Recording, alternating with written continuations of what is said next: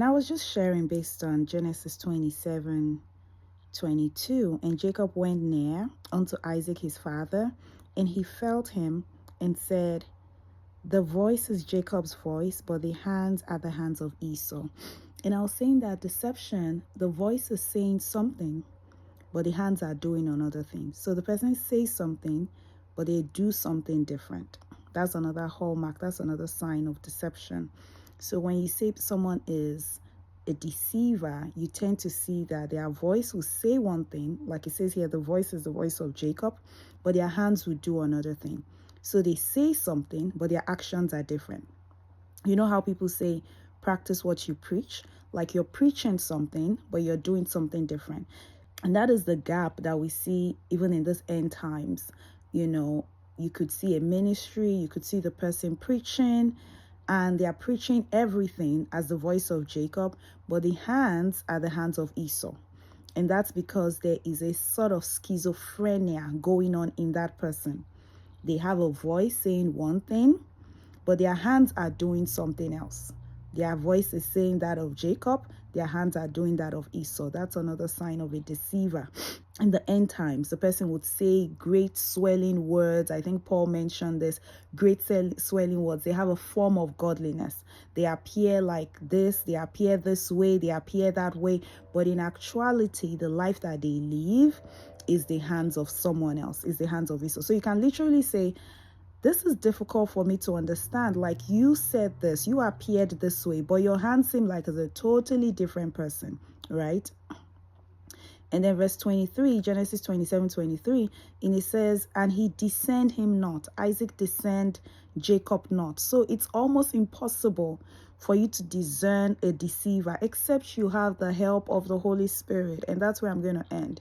Having the help of the Holy Spirit is the only way to discern deception, because it says Isaac discerned him not.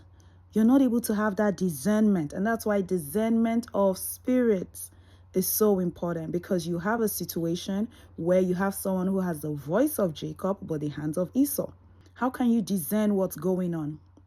And how can you discern the instigator, which is neither Jacob nor Esau but Rebekah?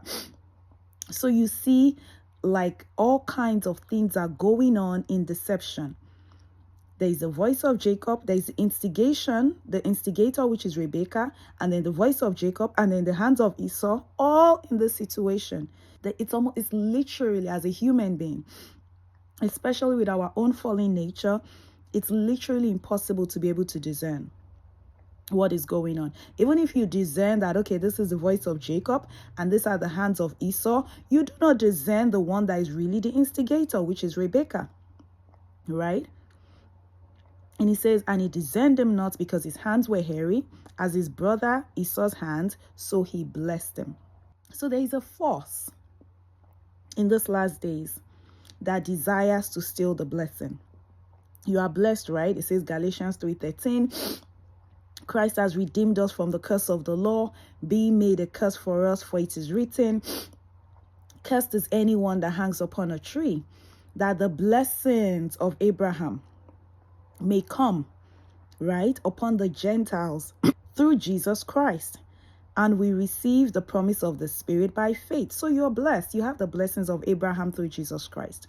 This blessing of Abraham is what Jacob was trying to get, isn't it? This blessing that was passed down from Abraham to Isaac. Isaac wants to pass it down to his firstborn son, right? And Jesus, the firstborn son of God, gave those that believe in him by faith these blessings of Abraham. But there is someone that wants to take that blessing. There is a deceiver that wants to take that blessing from you, right? You see how God blessed Adam and Eve, but they didn't know there is someone that wants to take that blessing, that wants to take that position, that wants to take that identity. And they were not aware.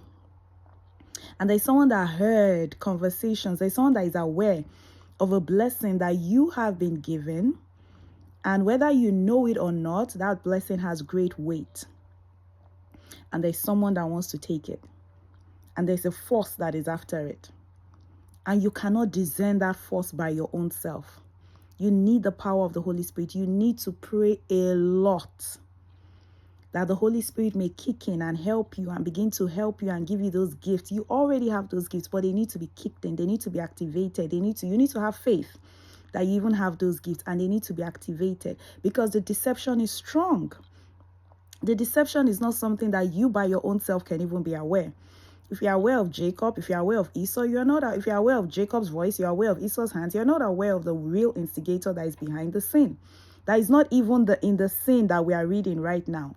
We don't see Rebecca here in this scene we're reading right now. We see Jacob, we see Isaac trying to figure out what's going on. But the real instigator, you don't see that real instigator. That real instigator is behind the sin, which is the devil in the case of the end time. He's the real instigator behind the scene. You may be seeing the human beings and all the actions that they are taking, and those that are in agreement with him, like Jacob was in agreement with Rebecca.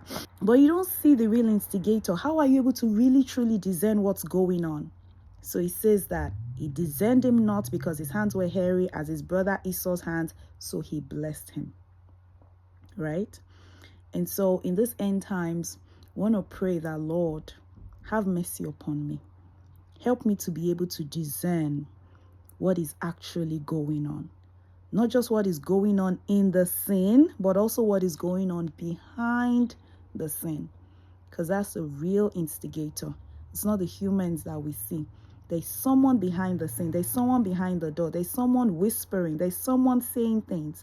There's someone that doesn't want to blow their cover, but is really the one instigating and determining and speaking and putting the fire and hearing and going and talking.